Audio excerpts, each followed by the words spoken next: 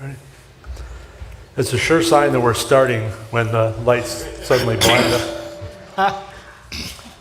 Good evening. Welcome to the Mob Museum. My name is Jeff Schumacher. I'm the Vice President of Exhibits and Programs here. Such a great crowd. Really appreciate everybody coming out, braving the weather. You know, Las Vegas doesn't get weather very often, so I appreciate you taking the risk. The 75th anniversary of the Flamingo Hotel is in 12 days. As probably everyone here knows, the Flamingo opened its doors on December 26, 1946. The day after Christmas, of course, about 14 months after the end of World War II. For tonight's program, we're going to dig into the lives of three individuals who played important roles in the creation and development of this iconic resort. Billy Wilkerson, Ben Siegel, known as Bugsy, and Virginia Hill. Interestingly, these three, who were so heavily involved in the Flamingo's earliest days, essentially disappear from the story just a few months after the casino opens. Incidentally, this program has much in common with the museum's latest permanent exhibit, which is just down the hall from here. It's called the Fabulous Flamingo, and it has some of the artifacts that are part of the foundation of the Flamingo, and we'll touch on a few of those tonight. A couple of them we acquired from one of our panelists, so very exciting to bring this all together.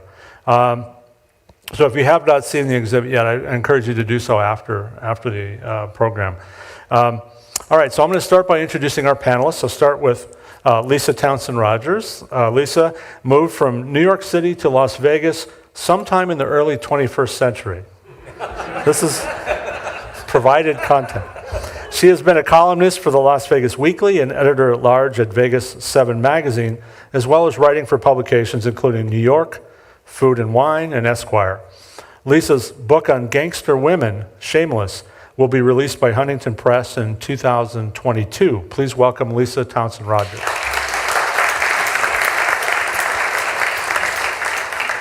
Next to Lissa is Willie Wilkerson. Raised and educated in England, Wilkerson graduated from the University of Southern California in 1977. He's authored several books, including two about his father, Hollywood Godfather, The Life and Crimes of Billy Wilkerson, and The Man Who Invented Las Vegas. He has contributed to several publications, including the Los Angeles Times, Hollywood Reporter, which his father owned at one time and founded, USA Today, Los Angeles Herald Examiner, and LA Weekly. Please welcome Willie Wilkerson.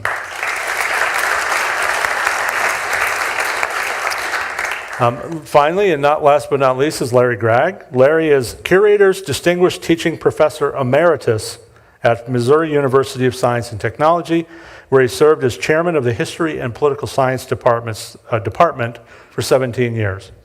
He's the author of 10 books, including, and as with these other books, a must-read, Bright Light City, Las Vegas and Popular Culture, Benjamin Bugsy Siegel, The Gangster, the Flamingo, and the Making of Modern Las Vegas, and Becoming America's Playground, Las Vegas in the 1950s. He is currently working on a biography of Moe Sedway. Please welcome Larry Gragg.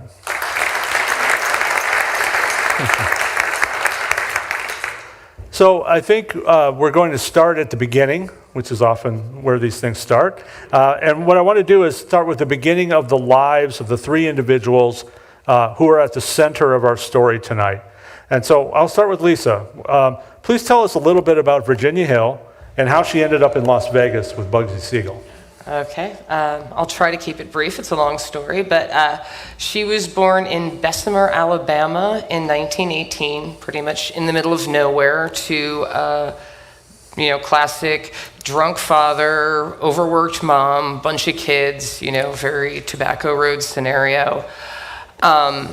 One thing that happened to her that is sort of interest is her father would beat up her mother, and he came home one night drunk when she was about 7 or 8 and came at her, and she hit him with a frying pan full of grease. And this is sort of key to her later personality in some ways, I think. She was a very popular girl in her hometown. She then sort of disappears, theoretically gets married, nobody's sure. She reappears at the 1933 World's Fair in Chicago. You can imagine who you meet in Chicago. especially when you're working in an Italian restaurant during the World's Fair, which was literally this was where the mob would go to count their take, sort of, handle business, because they had, they were basically sort of made a deal with the people who were running the World's Fair to not mess things up too much. So she meets Joe Epstein, who is a mob accountant. She meets a number of guys, but Epstein is the only one that she actually befriends. And he puts her to work, basically, not the way many women were put to work by the mob in Chicago back then, but she becomes a courier. She starts placing bets. She carries messages. She becomes a sort of very trusted and also very smart, they realize, person who can handle business, especially because she's not obvious. She doesn't look like she's friends with, Greasy Thumb Guzik. Because one thing that was often commented on with her was, Epstein he sort of Goodfellas, My Fair Lady taught her, but she picked it up. She was always commenting on how she was elegant. She could pass in any first-class compartment, any box at the opera, so she could carry on business. She goes to New York in the mid-30s to keep an eye on Joe Adonis for the Chicago mob, which means basically she develops a relationship with Adonis.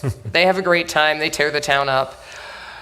One night they're hanging out in a bar in Brooklyn, and who should walk in but Benjamin Siegel.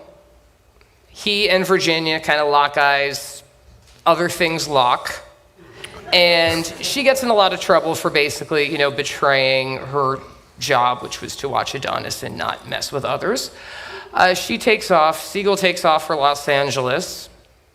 Not quite a couple years later, it's 1938, she goes to Los Angeles too, keeping an eye on Jack Dragna. Again, she was someone that could move between all these cities because she was a woman. She was trusted by everybody.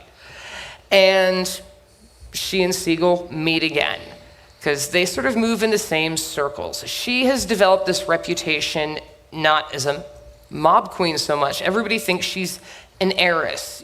She comes from oil. She married well.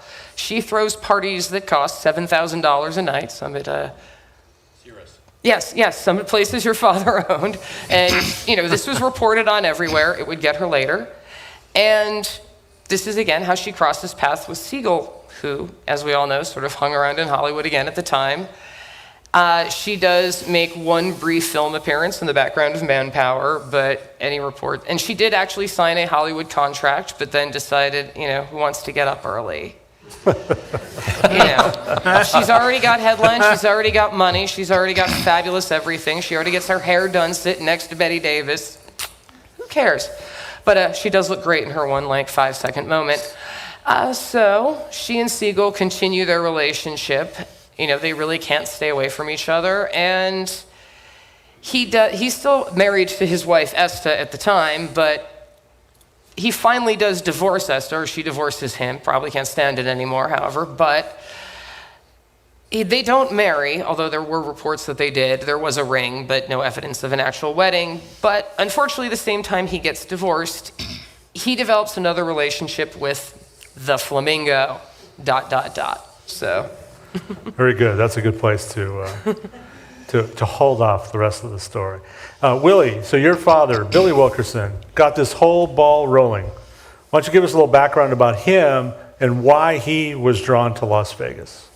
Well, he was a very successful entrepreneur in Hollywood. He built very successful nightclubs like Cafe Trocadero and Ciro's. He owned a small publishing empire, which included the Hollywood Reporter.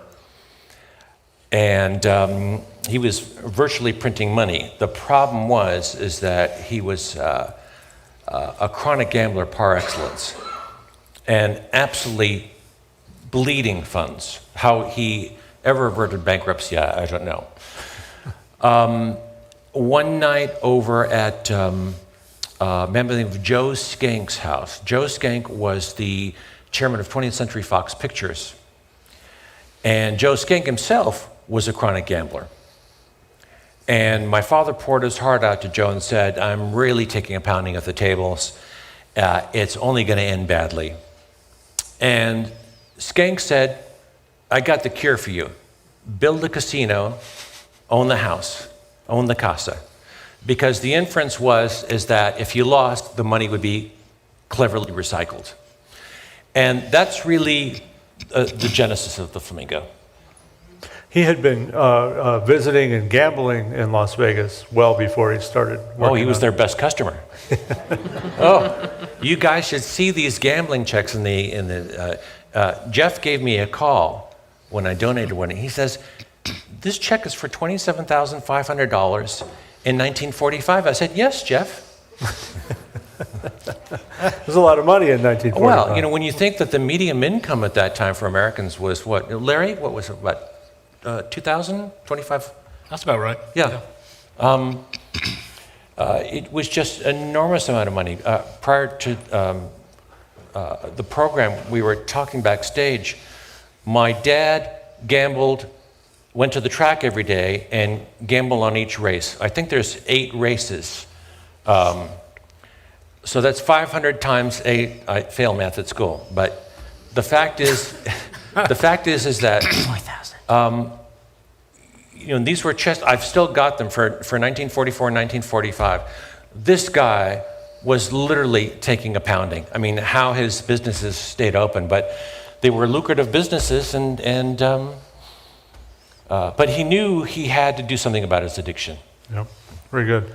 So, Larry, maybe please give us a snapshot of Bugsy Siegel. Of course, there's a lot, so we sort of have to summarize. But you know, where was he from? What did he do? And how did he take an interest in Las Vegas?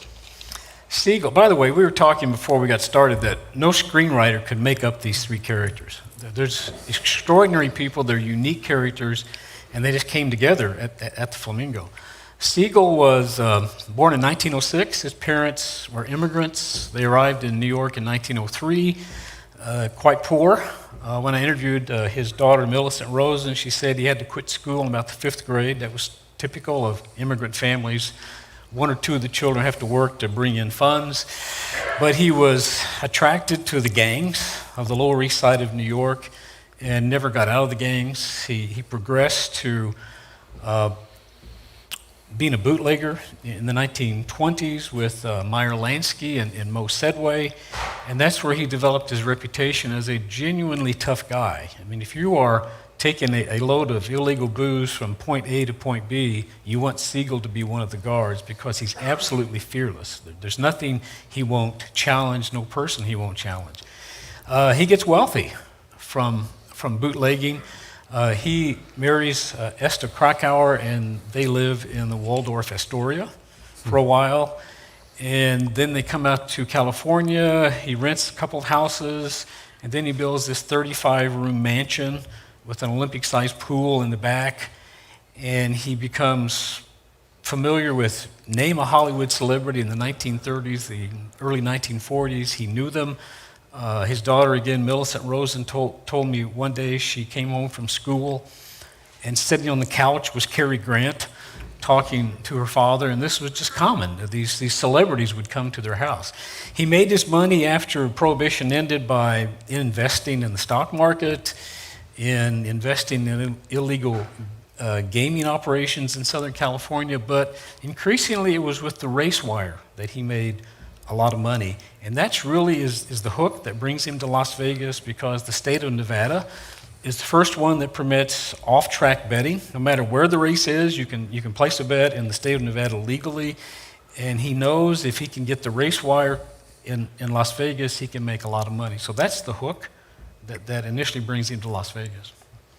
And when we say he controlled the race wire, I mean, he really did. I mean, he had basically the casinos that wanted to have the race wire on Fremont Street, which when time period we're talking about, they had to pay Siegel. That's right. Well, they actually had to pay his partner, Moe Sedway. Moe Sedway, and the letter is in the museum. He got a monopoly on the race wire service out of Phoenix, Arizona. So if you wanted to have a race book in your casino, and it was the best way to make money. One estimate in 1945, a reporter with the Las Vegas Review-Journal talked to some of these guys who ran the race books, and probably 1 out of every 15 people that came into their casinos came in because of the race book, and they stayed for many hours because There were races all across the country, New York, New Orleans, California. So it was a great way to make money, and to get it, you had to give up 25% or 50% or 75% of the winnings from the race book to Sedway and Siegel. Interesting. All right, so we're back to Willie. Let's discuss the origins of the Flamingo. What are the earliest steps that Billy takes to build his dream, this dream casino?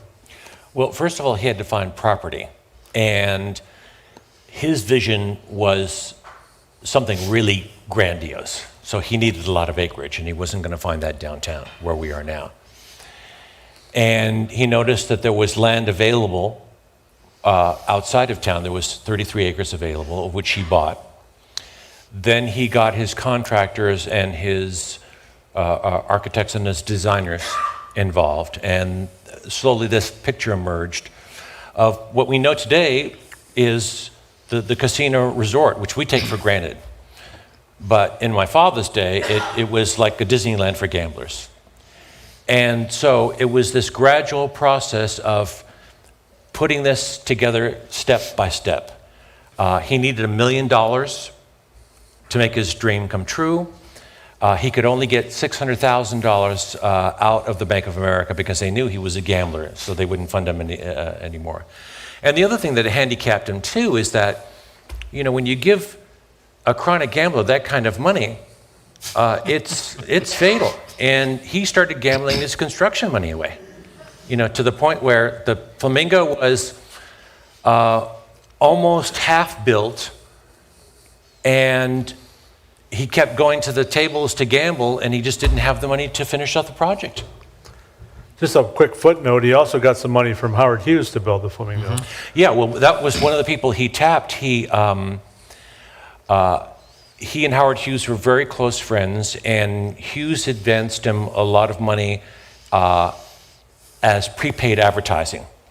Another thing that he did, which I thought was very clever, is that he went around to all the film studios because it was after the war and building materials were very scarce.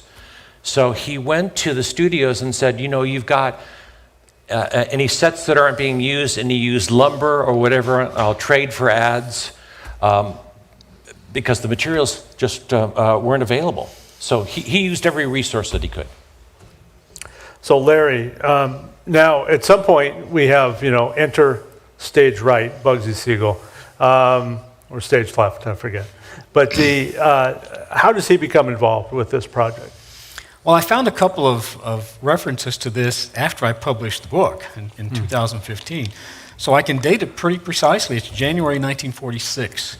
And it's this point in Willie's wonderful book about his father, he runs out of money for construction, and it stops in early January of 46. So he's just out of money. Bud Ralston's company won't do anything. Yeah.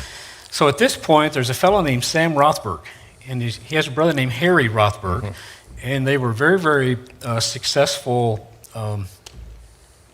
distributors of alcohol. And Rothberg appears before the Kefauver Committee, and he said his younger brother Harry invited him out to Southern California, and when he went to a really nice nightclub. And he said, there I met Billy Wilkerson and Bugsy Siegel. And Wilkerson and Siegel told me that there was this great investment in this hotel that Billy Wilkerson is building, and I was persuaded to invest. And that's part of the $1 million that Harry brings forward. Right. Well, I needed confirmation of that, and I recollected an oral history that a publicist in Las Vegas named Herb McDonald had done in 2005. And he started working for the El Rancho Vegas in January of 46. And he distinctly recollected getting a phone call from your father saying, I'm coming up to Las Vegas, I need a room at the El Rancho, and I also want you to book a room for a fellow named Ben Siegel because he's interested in this hotel as well. So Herb McDonald says, I didn't know who Bugsy Siegel was, so I played cards with him. And I won, and then he realized who he'd won money from. And then there was a third document, which is a memo in the FBI vault on Ben Siegel, which anybody can go online and look at. And there's this memo from an informant that says, and this is again January 46, that Ben Siegel and, the name is redacted, but I'm sure it was your father, are going together to build a resort hotel in Las Vegas. So I can give you a precise answer. So one day in 1940, I don't know which day in 46, but it does happen in January of 46. Is the impression we have, the sort of general impression we have, which I think is essentially true, is that, the mob starts, Bugsy starts bringing more money into this resort. How does he go about doing that? He tries, he forms the Nevada Projects Corporation so they can sell shares of stock, and the president is Billy Wilkerson. And Ben Siegel is the vice president, and Harry Rothberg is the treasurer, and his lawyer named Ross is the secretary, and the director is Moe Sedway. Those are the 5 officers. So they raise money by selling shares of stock, but that's not enough because Ben Siegel has taken over and he's spending money hand over fist. So he tries to go to the Bank of America to get another loan, and they say no. So he tries Occidental Insurance Company, and they say no. And he persuades Gus Greenbaum, who was from Chicago, who was living in Phoenix, working in Las Vegas, but he's from Chicago. He made some calls back to Chicago, maybe to Epstein, I don't know, but they didn't come up with any money. And so he decides, I've got to go back to New York to get some more money. So in October, he flies to New York, and the FBI agents who are tailing him see him at the Copacabana seated with Frank Costello. And 2 different sources in Las Vegas say when he came back with suitcases of money. but that's still not enough. And in November of 46, he persuades your father, I'm sure he did more than persuade your father, to get yet another loan from Bank of America, which I think was about $600,000 more. Right, yeah. And that's still not enough to pay for all the construction costs. Because what's happening here, and you guys can both talk about it, is, Billy had this vision of spending $1 million or maybe $1.2 million, something like that. Now, Siegel's got a little bit different scale on what he wants to build. And ultimately ends up spending, what, $6 or more million. This is why the money keeps running out, right? Yep. In fact, another document I hadn't seen before I published the book in 2015, the Chamber of Commerce here in Las Vegas asked the architect Richard Stadelman, could you give us a precise explanation of all the costs of the hotel rooms? Well, if you included all the elements that were put into each hotel room, the cost to furnish them was $3,500, and there were 100 rooms. Now, in 2021 dollars, that's probably close to $40,000 to furnish each room. So it was extraordinary expense to build. But the designer, Tom Douglas, said there is no hotel in the world that is this luxurious. No. We'll go out of order just a little bit because it's just the way it works. But Lissa, I want to talk about Virginia's contributions to the Flamingo, such as they were, her time in Las Vegas, and how sort of what you've gathered about how that was going between Bugsy and Virginia at that time. Well, they had, by the time he came out with the Flamingo, they had been together for, I guess, on and off for the better part of 7-8 years, and it was not going very well already at that point. Bugsy and Virginia had a lot in common. Obviously, they were both involved in the mob. They, both had hot tempers. They were both fearless. But they also had things that they didn't have in common. She liked to party.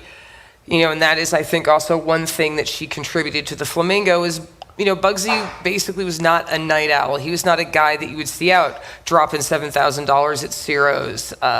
Virginia was actually a partner in the Hurricane Club in New York City, which was a pretty legendary jazz club. So I think one thing, she did give him more of a sense of sort of nightlife and, encourage him more towards that. I mean, obviously your father had already come up with that, but also, I'm sure she may have been one of the people who introduced the two of them, not that they didn't know from gambling, but she was also the only person who's not a degenerate gambler in this group. Which was also part of the issue between her and Bugsy, is he was known for sort of hitting everybody up for money, because degenerate gambler, so he would hit her up for money a lot as well. That's also, again, sort of what made the Flamingo cost so much. So she, though, the two of them, he divorces Esta. They come out here.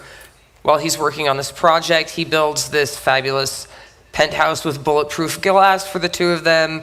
She buys a fancy record player, but it doesn't go well. They start fighting more and more. It gets pretty terrible, because it's the stress of and again, something that caused the cost overruns. He was not an interior designer. He was not a horticulturalist. He was not a landscaper. He was not a chef. But he wanted to be involved in all this stuff all of a sudden. He was this guy who had destroyed everything and suddenly was like, I'm going to create this thing, which cost a lot of money. So, like I said, it sort of made the relationship go south. Oh, also for the record, the Flamingo was not named after Virginia Hill. Your father came up with that name beforehand. It was an interesting coincidence because that was her nickname. She acquired it either because of her red hair, her long legs, or the fact that her face would turn red after she drank too much. Or a combination of all the above.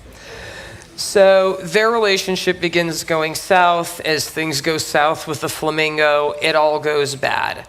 She starts removing herself from the scene. He starts beating her up pretty badly. They had always had a, shall we say, volatile and passionate relationship, but it got very bad. And, a little girl who had not let her father beat her was not going to take this off of him. So she sort of disengaged, began going to Europe to buy wine for the Flamingo, which some say was stashing money in a Swiss bank account, which either for the mob or for Bugsy or for both. She also began dating a 21-year-old Champagne heir, because why not? And again, trying to get away from Bugsy.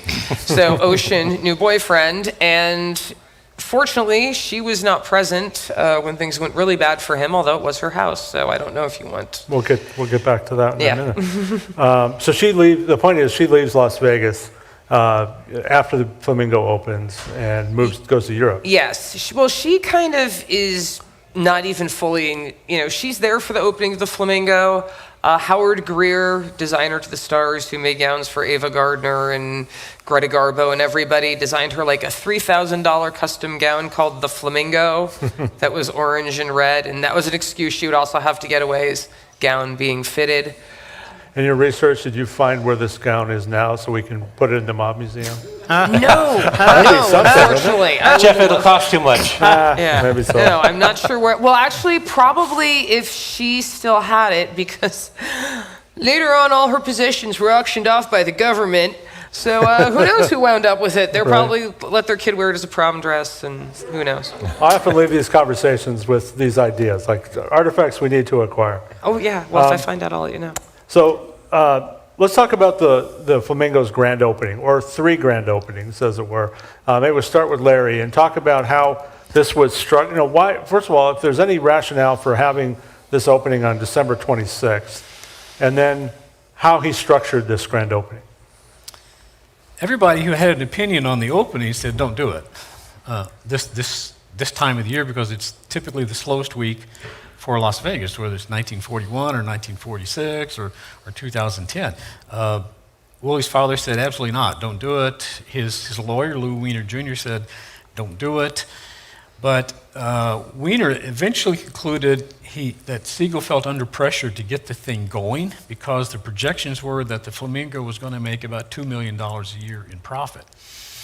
Well, our image of what this was like, December 26th, is shaped by the wonderful movie Bugsy. I dearly love the movie. It's not accurate at all, but it's a really well-made film, and I admire it for the cinematography, the quality of the acting. The music is wonderful, but if you can remember the opening night in that movie, it would remind you of what the weather was like here about 2 hours ago. It was rainy in this movie, and it was so windy it knocked out the power to the Flamingo, and there's virtually no guests at the Flamingo, so Ben Siegel, who had the epiphany at the beginning of this saga, sees his dream knocked out. So he announces, we're going to close the Flamingo until the hotel rooms are open. Well, what really happened? Well, at first I want to know, was there a thunderstorm? So I looked at the weather bureau out at McCarran Airport that day, and there was no thunderstorm in Las Vegas. It did rain, 0.12 of an inch of rain during the course of 24 hours, and it did snow on Mount Charleston, but there was no storm. And there were people at the Flamingo. In fact, Lou Weiner Jr. said you needed to shoehorn to get people into the Flamingo the first 3 nights. And the columnist for the Las Vegas Review-Journal said, this thing was packed so tightly, it looks like they're going to have to expand the walls to get all the other people in. And if you made it out to the Flamingo, you faced a traffic jam in the parking lot. And once you got your car parked and you walked up to the front door, guess who greeted you? Virginia Hill and Ben Siegel. Now, on the first night, according to an FBI memo, Virginia Hill's hair was platinum blonde. And the second night, it was jet black. And the third night, it was her natural red hair. And once you got past these 2 people who greeted you, you saw plush carpet, you saw elegant draperies, and you saw flowers everywhere. And the headliner that night, Jimmy Durante, allegedly walked up to Siegel and said, Benny, this place looks like a cemetery with slot machines and tables. The reporters who covered this were over the top in the praise of the Flamingos being something as a breakthrough place.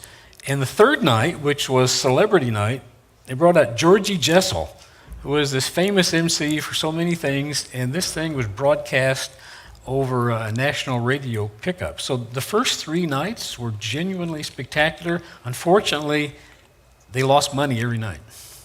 Could you talk about that? Like, I think the impression we have is that the Flamingo just had an incredibly bad run at the tables, which you don't hear about too often with casinos. What happened there? Well, Lou Weiner is really helpful here because he's Siegel's lawyer. He said they had such an incredible bad run. He said if the cards had gone the other way, they could have made enough money to pay for the cost of the construction of the Flamingo. And recently I came across a newspaper article where someone that Virginia Hill grew up with happened to be in Las Vegas a few days after the opening, and she bumped into Virginia at the El Dorado, which is on downtown, and they were commiserating about things, and she said Virginia was very upset because some fellow the night before just won $20,000 at the craps table. So it was just people having really, really good luck. Some people said the dealers were part of it. Some people said the croupiers were part of it. Whatever the reason was, they just lost lots of money. The casino lost money. So let's go back to you, Willie. Just to finish this thought, so literally a few weeks after these grand openings, they shut down the Flamingo. February 6th. February 6th, and to finish construction on the hotel, because they had not finished construction on the hotel. They didn't have it. People would go to the Flamingo and gamble and go to the restaurants and whatever, and then when they're going to go to bed, they got to go down to the Les Frontier or their Rancho Vegas or downtown, and so that was not a good strategy. So they shut it down. They reopen with the hotel rooms ready, and they start doing much better. Mm-hmm. But let's go back to Willie. So your father, though, essentially is being removed from the picture by Bugsy. What happened between those? Well, he guys? went into hiding in Paris because Siegel wanted to kill him. That's being removed. That's the heart of it. Yeah. What was happening, though? Is this disagreements about what to do? There was that one famous Siegel was getting pressure from his syndicate members to come up with some kind of an accounting for all the money that he was burning through. And so my father was the largest stockholder of the Flamingo at that time, and he wanted my father's stock. So he called a stockholders meeting at one of the unfinished rooms at the Flamingo. And on Siegel's side was Cliff Jones, Lieutenant Governor of Nevada. There was Lou Weiner. There was everybody that was related to Siegel. And on my father's side, it was my dad and his attorney, Greg Boutzer. And Siegel just didn't waste any time. He just said, you're going to turn over all your interest to the Flamingo. And my dad said, what am I going to be paid for? And he says, you're not going to be paid anything, and you'll be lucky to be standing up. Of which at that point, Greg Boutzer stood up and said, shut up and sit down. I'm going to make affidavits to what was just said, and I'm going to file it with the FBI. And so the whole tenor of the meeting changed. Siegel said, and was very blunt about it, that if he didn't deliver an accounting, the people in the East would kill him. And before he was killed, he was going to kill my dad. And so Greg Boutzer and my dad returned to their hotel room, and my dad told Greg Boutzer, he said, this guy's going to kill me, I'm going to go into hiding, and no place is safe in the United States. And he went to Paris for 6 months until Siegel was killed. I'm sort of getting ahead of myself, but... No, but and this is the point. I mean, Bugsy didn't want him involved at all. Bugsy wanted to take over the whole thing. He wanted him completely out, and he wanted my father's participation. He wanted my father's stock. And in the end, he got it. He got it, but for a price, or presumably for a price. What was the deal that they agreed to? Well, the deal that was agreed on was that my father would get $600,000, and Siegel agreed to sign what is called a release of all demands, which is on display here, which exonerated my father of any wrongdoing. But after Siegel's death, my father got nothing because his partners did not honor Siegel's agreement. So it was a really bitter pill to swallow. So that brings us to Bugsy's demise, which was mentioned earlier in Virginia's house in Beverly Hills. We've had plenty of panel discussions to discuss like who killed Bugsy Siegel, so I'm not sure we want to dive into that at this moment. However, why don't we at least describe the circumstances of what happened, Larry, if you could, on the June 20th, 1947. That's extraordinary. It's clear that it's a well-organized hit. But a spoiler alert, I don't have confidence in telling you that I know who did it. What I do know is he flies to Los Angeles early morning, June 20th, and one of his last conversations was with Hank Greenspun, who was his publicist and later becomes the owner of the Las Vegas Sun. And he says, everything okay? And Siegel told him not to worry about it. Well, he goes, and he does have several meetings. He has a meeting with his lawyer, a meeting with one of his publicists. He makes some phone calls. He goes to see his friend George Raft. He gets a haircut at his favorite place. And he calls his former wife, Esta, because his two daughters are coming out to go on vacation with him. They're on the train. They're coming out, and they're not accompanied by any adult, so he's calling his wife to find his former wife, is everything okay with the girls? Because he's going to meet them at the train station in LA.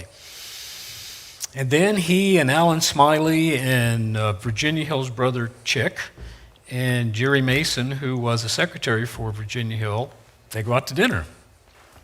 And while they're out to dinner, back at the Flamingo, there's a wonderful show going on. And a local fellow named George Crockett, in his oral history, said, a buddy and I went to the show, and we were enjoying the show, and everybody was clapping except these 8 guys at a table next to ours. They looked like they were not having any fun at all. And he said, near the end of the show, this fellow comes up, and he walks to each one, and he whispers into their ear. And all 8 of them get up, and they go in twos to one of 4 places. They go to the security desk, the hotel registration, the cashier's cage, or the front door. So clearly something is up. And when the Smiley and Mason and Hill and Bugsy get back to the house on Linden Drive, they're just chatting. Ben's on the left end of the couch, and he's shot. And moments after that, one of the local FBI agents here who wrote his memoir, Curtis Lynham, said, I got a phone call from my informant at the Flamingo. He would not identify who the informant was, but he said, I had an informant at the Flamingo, and the fellow called me and said, Alan Smiley just called to say Ben Siegel has been shot. Well, 15 minutes later, Moe Sedway, Gus Greenbaum, and Morris Rosen walk into the Flamingo, and as they've walked in, Lou Weiner drives up because a friend of his called to say, I just heard on the radio that Ben Siegel's been shot. So he raced out to the Flamingo, and he walked in, he said, the first person I saw was Moe Sedway. And those three guys said, Ben Siegel is dead, we're taking over.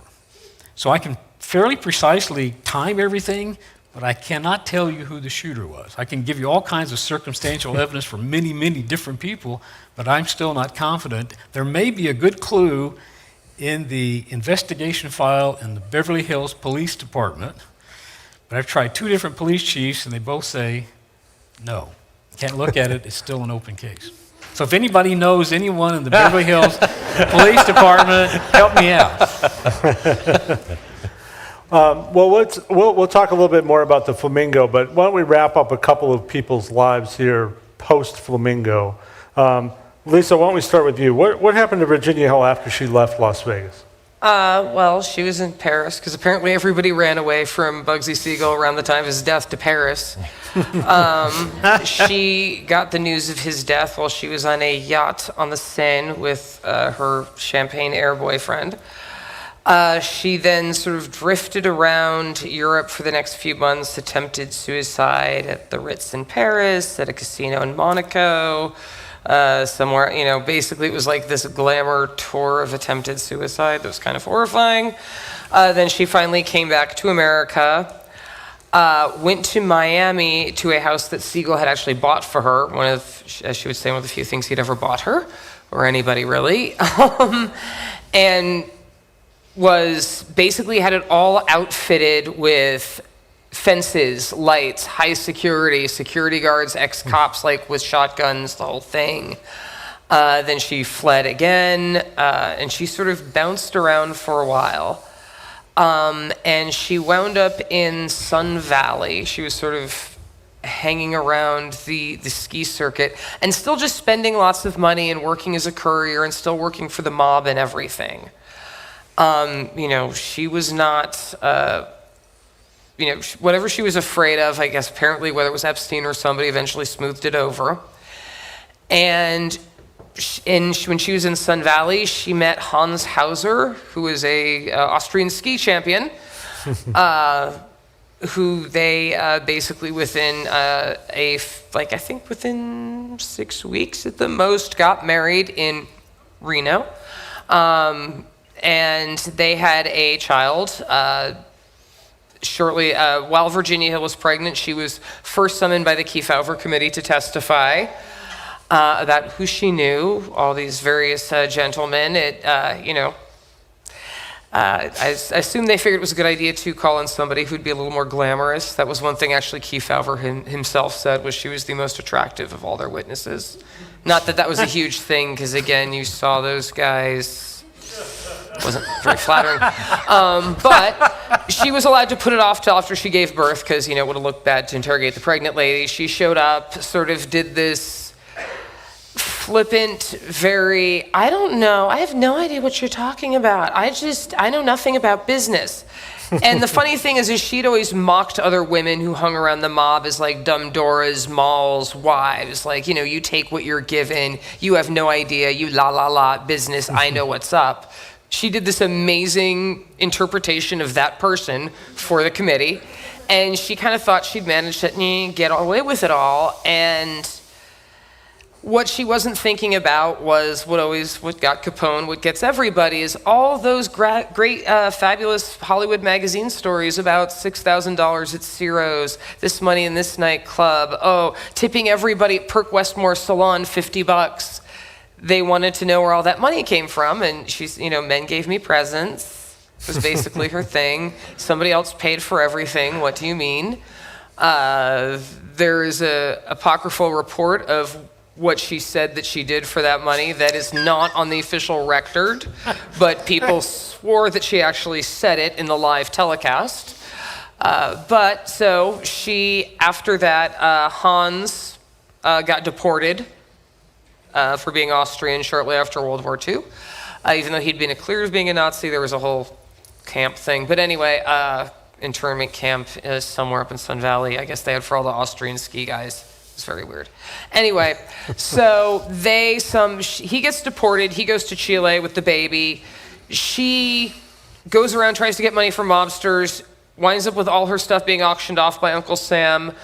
A friend of hers, who was a Mexican military attaché, used his diplomatic passport to get her and Epstein out of the country. And she then floats around rich in Europe and more ski resorts for a while, but is never allowed to come back to the United States, is, wanted posters, everything. Towards the end, she apparently falls on hard times. Husband leaves. She's living in a hotel where her son's working as a waiter. And she goes after Joe Adonis, her long ago paramour, and Epstein to give her more money. She threatens to start revealing what she knows about the various operations. And, oh my gosh, suddenly she just turns up overdosed in the middle of the woods somewhere in Austria. Who knows why? Nobody knows what happened, really. Some reports are she went to visit Joe Adonis and was basically killed and left, and nobody wanted to look into it, really. There. A dark ending. Yes, nobody comes out super well, I guess. Slightly less dark. Yes. What happens with Billy? What happens to Billy after the Flamingo? He had one brief foray into Vegas after the disastrous Flamingo. He started a small nightclub here called LaRue, using the name of his restaurant in Hollywood. And it was a rather ingenious idea. It was a very small nightclub, a restaurant that had an adjoining 3-table casino, blackjack, roulette, and craps. And the idea was that in between courses, you would get up and gamble, which I think is still fantastic. How nobody's,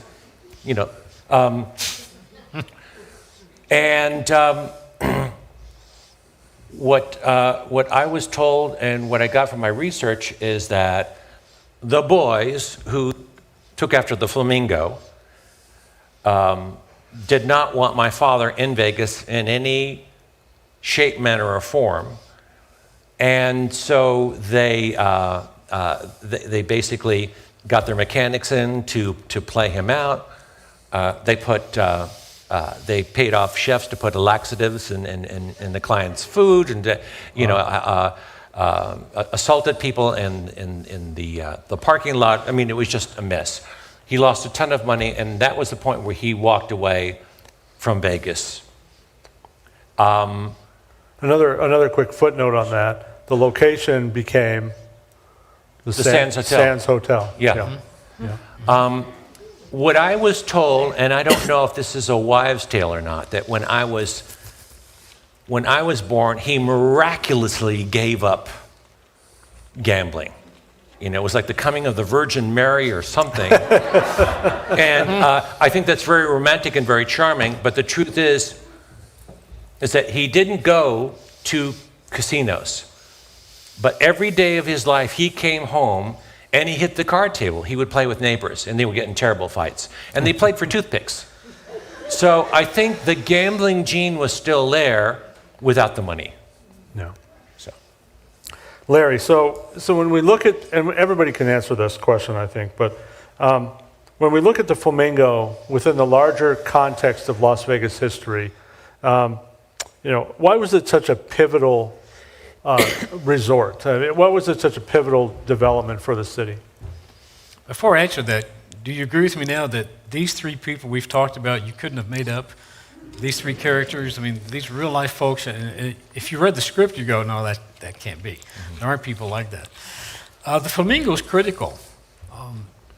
Where Las Vegas had been up to that point was a place that had developed the ideal of a complete resort complex. The El Rancho Vegas was that. You have to have a nice hotel, good restaurants, good entertainment, as well as a casino and maybe a nice swimming pool, nicely landscaped place, but they were themed along something that was Western, Hotel Last Frontier, the El Rancho Vegas. And where the genius of Billy Wilkerson is that he says you can make Las Vegas into something else. You can make it a place where celebrities from Southern California will come. They're already coming. Las Vegas is already a favorite place for many entertainers. He said, let's tap into that, plus high rollers will come here for that. And it creates and the word pivot is right, I think. If you think of the hotels that come after the Flamingo, if you exclude the Thunderbird, 1948, you think of the Desert Inn and the Sahara and the Sands and the Dunes and the Stardust and especially the Tropicana, which is the Tiffany of the Strip when it opens. All those developers follow the Flamingo model, and in some cases they did even better than the Flamingo. So it creates a type of resort hotel that is the model for at least the next 14, 15 years until Jay Sarno comes along with yet another pivot with Caesar's Palace. Can I add something, Jeff? One of the things I personally find fascinating is that prior to Las Vegas, Hollywood was Las Vegas before Las Vegas was Las Vegas. I mean, it was wide open for gambling and prostitution. And this is a story that's not really been told. The Sunset Strip was dotted with casinos. Up in the hills, there were fancy bordellos and stuff like that. And all that was shut down by Governor Warren in 1938. He shut down all gambling. There were gambling ships moored off of Los Angeles that people used to go to. I mean, it was a real well-oiled operation. And the only two things that remained were the one was the tracks, right? There was no other table games or whatever aside from private poker games. So you had this horde of people in Hollywood who had money, who are now, because of that, migrating to Vegas. This whole migration took place. And Guy McAfee is one of the leaders in taking his experience with Southern California and bringing it to Las Vegas. Yeah. One of the things I also think this sort of began in Vegas is it also sort of really kicked up the whole myth of the mob in Vegas.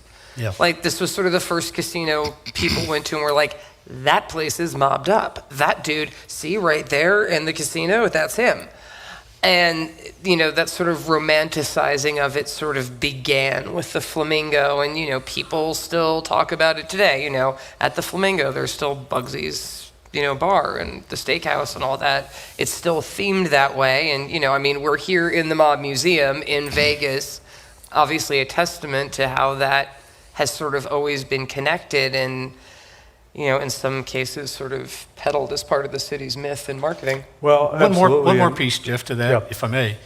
And Siegel, with Wilkerson's help, Siegel gets credit for, let's bring the best headlining entertainers in America to Las Vegas and pay them lots of money, because this is the place they'll want to play. And when he starts with Jimmy Durante, who is a terrific hit, and he follows Durante with Lena Horne, who is this up-and-coming superstar. And then when he opens the hotel, it's the Andrews sisters, and then it's Abbott and Costello, and then it's Joey Lewis, and then it's Pearl Bailey, and that creates a model. If you come to Las Vegas, not only will you find a luxury hotel, there's a good chance you're going to see some extraordinary stars in small performing venues. They're not these gigantic stadiums, or like the Coliseum now with 4,100 seats. It's going to be a place about 3 times the size of this room. Yeah. I think to Lisa's point too, I've been sort of developing this idea that, it's not original, but that I've been thinking a lot about Las Vegas as sort of a form of like danger tourism. Like people would come to Las Vegas in the 50s and 60s with the idea that I might rub shoulders with a mobster when I'm here, or I might get in trouble in some way, and that might be kind of fun. As long as it doesn't get too rough, right? But there's just that whole mystique, right? Yeah. If I got to interview Don Payne, who for 25 years headed the Las Vegas News Bureau, and I asked him about the whole mob thing. How'd you handle that with the News Bureau? And he leaned forward. He said, "Look, if I'd had the money, I would have hired a guy with a fedora and an overcoat and something that created a big lump under that coat standing in front of every hotel on the Strip, because that would give everybody the idea that they're walking past a mobster.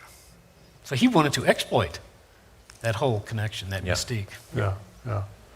And he was onto this, what I'm talking about, but in the end it worked anyway, I think. Yeah. That's my point. Even if you didn't really rub shoulders with a mobster, there was that chance, right?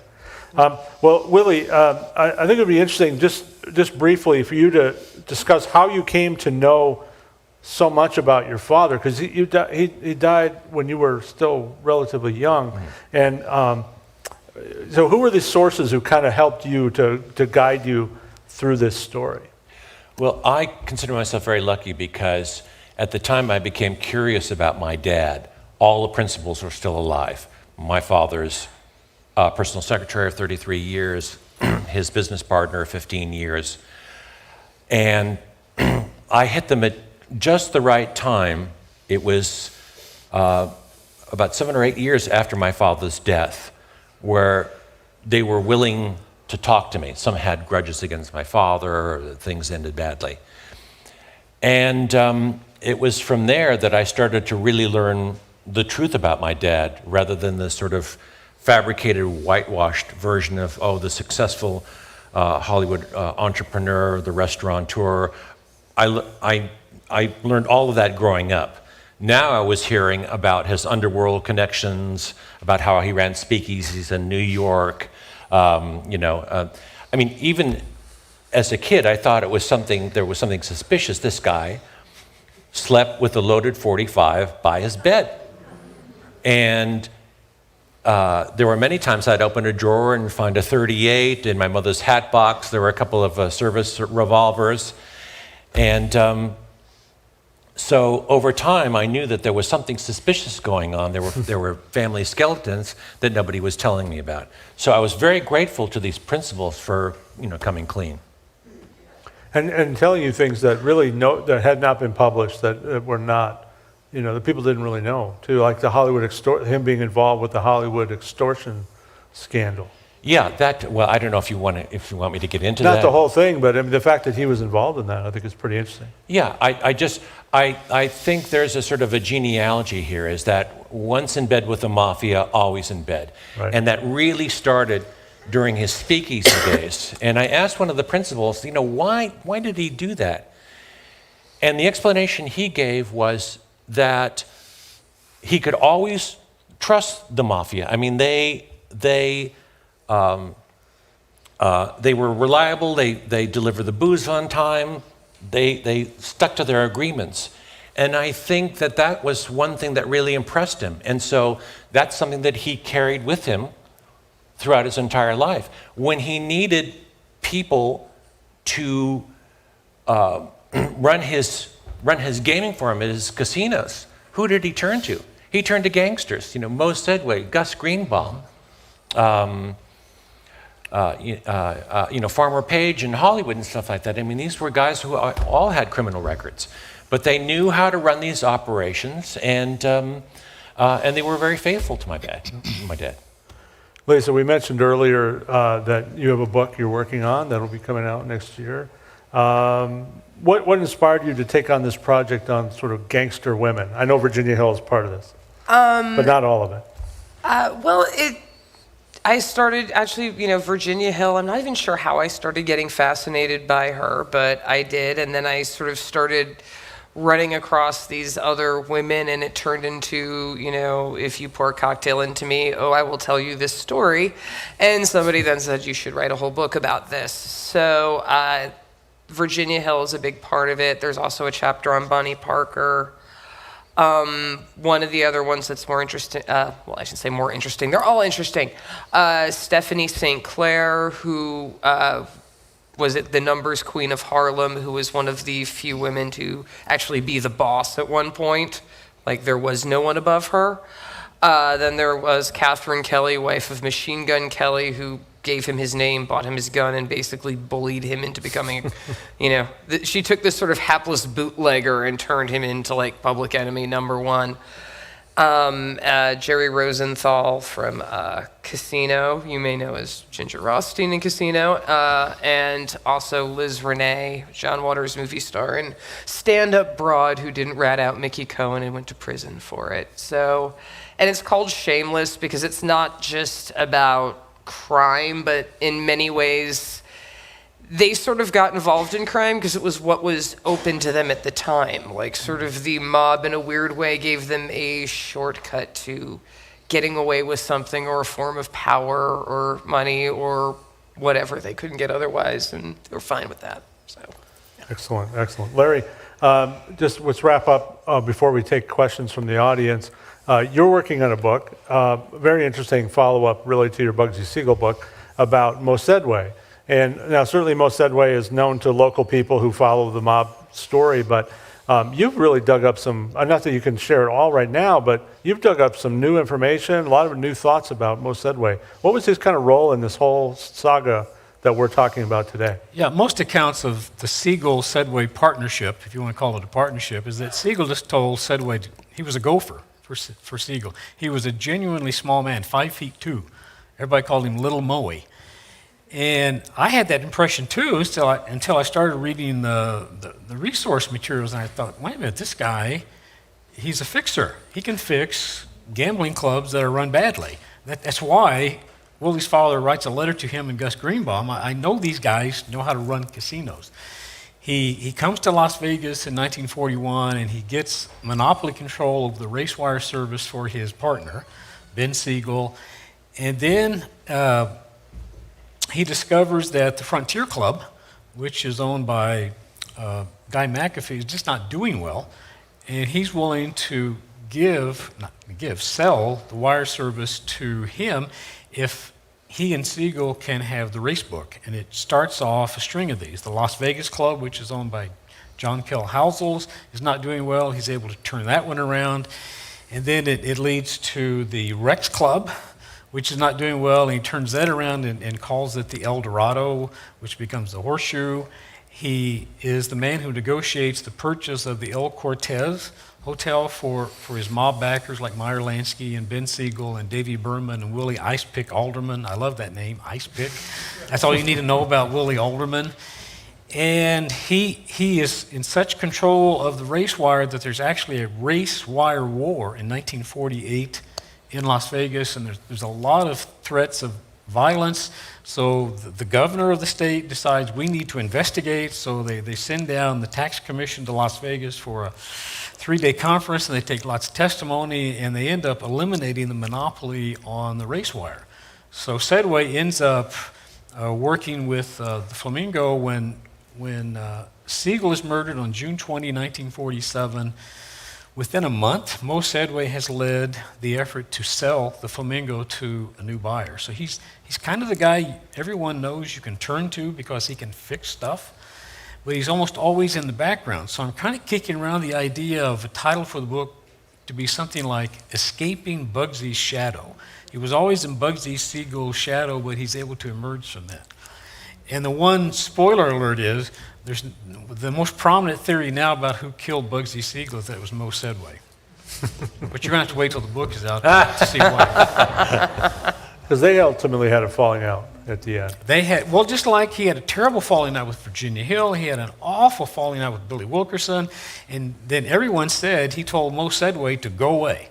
I don't want you at the Flamingo. In fact, when she testified before the Kefauver Committee, Virginia Hill, when asked, said, I don't remember Moe Sedway being around the Flamingo at all the last several months. Yeah. Everybody, he was not an easy man to get on with, and definitely, the Flamingo, he sort of smashed every relationship he had with everybody. Yeah. Well, very good. Why don't we end the conversation there and pick it up with some questions from you about anything related to what we talked about tonight, or even something a little afield. Shakayla will come around with a microphone if you want to raise your hand. And any questions you might have for the folks. We have one in the back over here.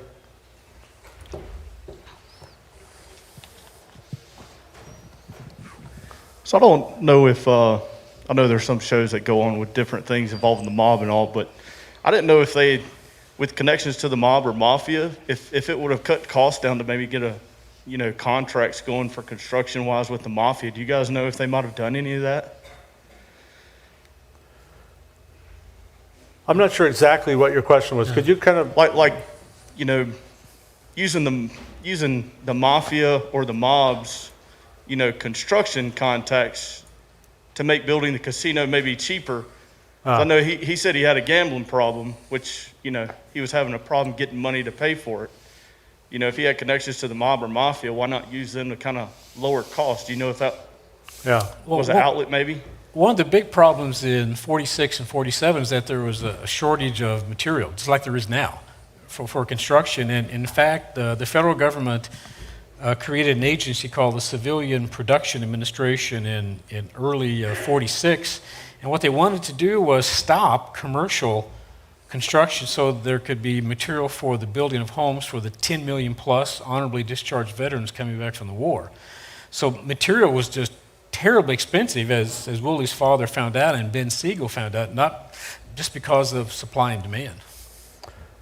I mean, there's a lot of conversation or a lot of writing about how they tapped into underworld sources to find supplies, like black market. I don't know, there's hard evidence of that, but I haven't seen it. yeah. Well, and then there's also they bought things that were padded, there was a skim on top of, so even if they'd managed to get things cheaper through the mob, by the time everybody, dipped in and got their cut, how much cheaper was it, really? Right. All right, here's another one. Oh, sorry, go ahead. Hi. Did you, in your research, speak to any psychologists or psychiatric people about Bugsy Siegel's mental state? No, I did not. A lot of people commented on him, and what they found was on a normal day, this could be an extraordinarily friendly guy. His daughter made it clear that he was soft-spoken until he got mad. And then he would just yell, but on a normal day, it would be like this. And she said he was well-read. And in fact, when he was at home and the girls came home from school, she said, we had to come to dinner prepared to talk about not just what we learned in school, but what had we read in the newspapers that day. So on the surface, he looked like this, quote, normal parent until something ticked him off. And she remembered one of the last times she interacted with her father was after the divorce of her parents, and they moved back to New York. And he got word from her mother that she was rebelling. She dyed her hair, she started smoking, and she was skipping school. And she said when he came home in October, this is when he was coming to get money from Frank Costello, we had this terrible argument. And I think everybody in the Central West End could hear his voice because he was so mad. And the reason he got mad was, according to her, she said, why are you after me for dyeing my hair and smoking? You're part of Murder Incorporated. And that just set him off. And she said, and this was very important to her, she said, yeah, but what I'm doing in Las Vegas now is going to make me legitimate. So I'm really dancing around your question really well. I didn't consult any psychotherapist, but he just seemed like a guy with two personalities. Well, you didn't want to see this one. Oh, I'm sorry. Go ahead. If I could add something to that, I was lucky to interview a number of people who knew Siegel well, from people who played cards with him, and I couldn't find a single one who said a bad thing against him. The most touching story, and this is something that isn't talked about, there was a very tender side to Siegel. My dad's personal secretary, Siegel and my dad were having a Saturday meeting in his office about the Flamingo, and my dad had wanted George to come and take notes. And George learned that his elder brother Harry was on his deathbed and asked to be excused. George came back several hours later, absolutely crestfallen, and Siegel immediately read his face and said, Georgie was wrong, and George said, my brother Harry died in my arms. And wandered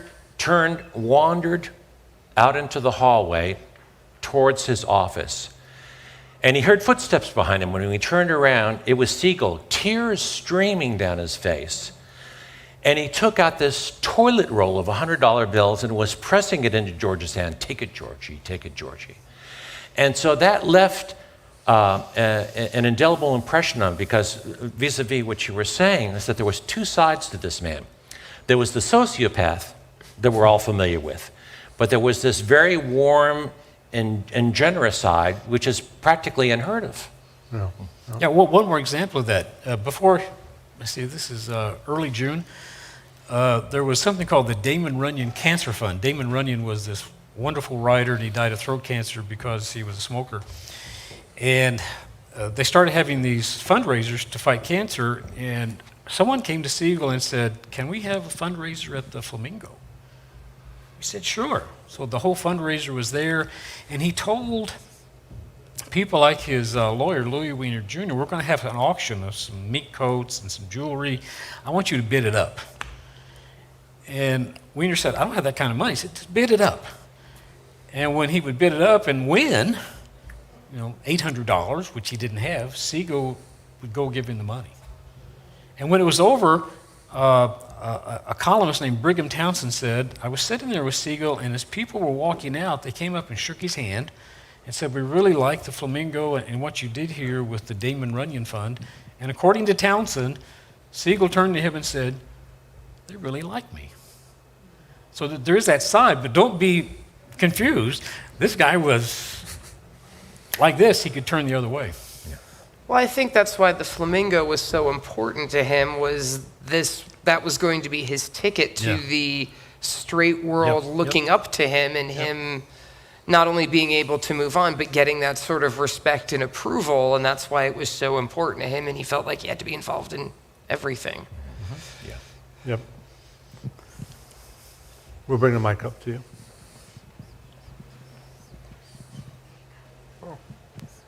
Yes, I'm wondering why they bought such a small piece of property. I can remember my uncles arriving back from World War II, and they were offered 5 acres if they just built a shed on a piece of property. And I remember that when the land was $1 an acre during the 40s. And so I'm curious to know why did he buy such a small piece of land? Well, he bought 33 acres. That was pretty sizable back then, when you consider that most of the hotels were, what was the acreage for? Oh, about the same. Yeah. Yeah, I think on the strip. The footprint of the original Flamingo was nothing like what you would see today. 4,000 rooms and all that kind of stuff. They had 100 rooms when 91 rooms maybe when they opened the hotel, right? And then they had some quarters on the one side for the staff to live. But it wasn't a big footprint. Yeah. Yeah. That's a valid point. I mean, he could have bought more, right? But he didn't. Right. But it was going to be at a place where when you're coming into Las Vegas, it's going to be the first hotel you're going to see. That's right. It's miles before you get to the El Rancho Vegas or the Hotel Last Frontier. That's right. Yeah. Do we have one more question? Anybody? Here we go. One more. Here comes a microphone for you. Hi. I had a question about Virginia. Do you have any interesting stories about her fashion, like where she might have shopped or any designers she worked with or anything like that? Well, as I said, she did actually get a few pieces from Howard Greer, who's still pretty famous. He designed Ava Gardner's wedding dress for her wedding to Frank Sinatra. She was actually... Her style was not what you'd expect from most mob women. She was known for pearls, cashmere sweaters, English suits. People always sort of, I can't remember, one of the quotes some columnist said was, wherever she came from was not good, but she had this style that she just somehow had. She had flawless taste. They said, everything she had was the best china, the best silver, the best crystal. She had leather-bound libraries full of Shakespeare. She had this sort of apparently sort of innate taste.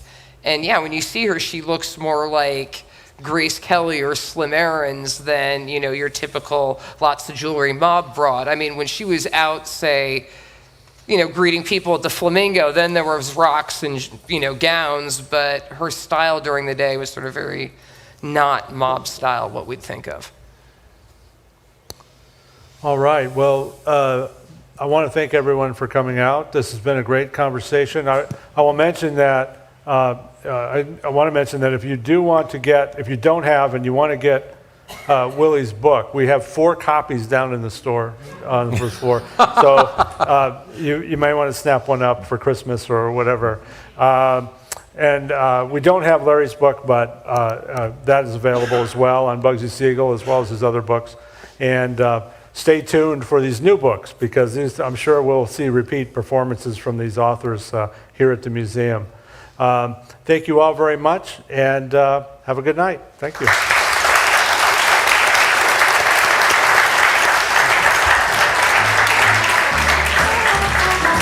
That was fun. That was really fun. I enjoyed it.